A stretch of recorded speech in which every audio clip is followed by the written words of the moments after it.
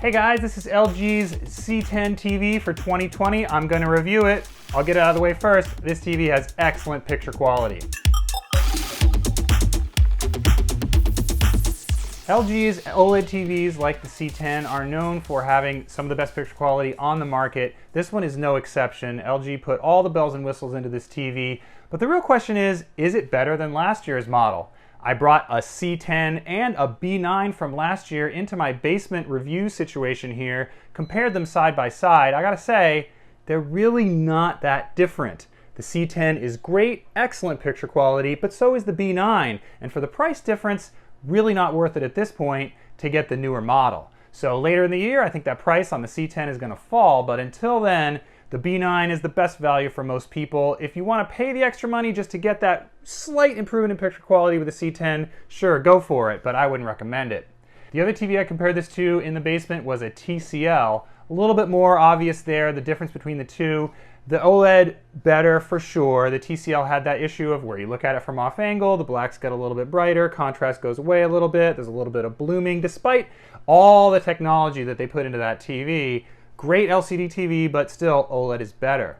Of course, the LCD was brighter with some HDR material. That's its one benefit. You can see that in a side-by-side comparison, but if you're at home watching, even in a bright room, the LG is going to look plenty bright. Really not a huge difference.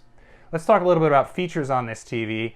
LG put all the bells and whistles in. We'll start with HDMI 2.1, which is the latest standard for connection. It has all the features you'd expect, including auto low latency mode to automatically turn on game mode, reduce input lag, which was spectacular in my measurements, 13 seconds, or milliseconds around there, which is great.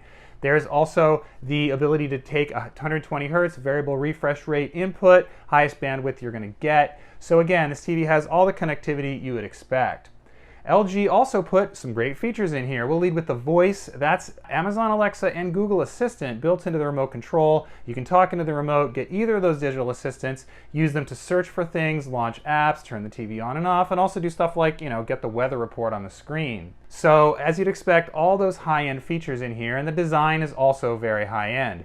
Look at it from the side. It's got a really sleek look, very thin, pencil thin, thinner than a phone screen, and of course there's this slight bulge on the bottom, so that's where they put all the electronics, all the connections, things like that in the bottom of the TV, but the top section, super thin. Put this thing on the wall, look at it from the side, it's gonna look great. Now LG does make a TV even thinner overall without any of that bulge for the electronics. They kind of slimmed it all down. That TV is a lot more expensive than this one though, so again, for most people, that slightly thicker look, pretty darn good. Now, of course, LG TVs and all OLED TVs have the potential for burn-in. That's where the screen can get a little bit dark after a while. You can see some stuff linger on the screen.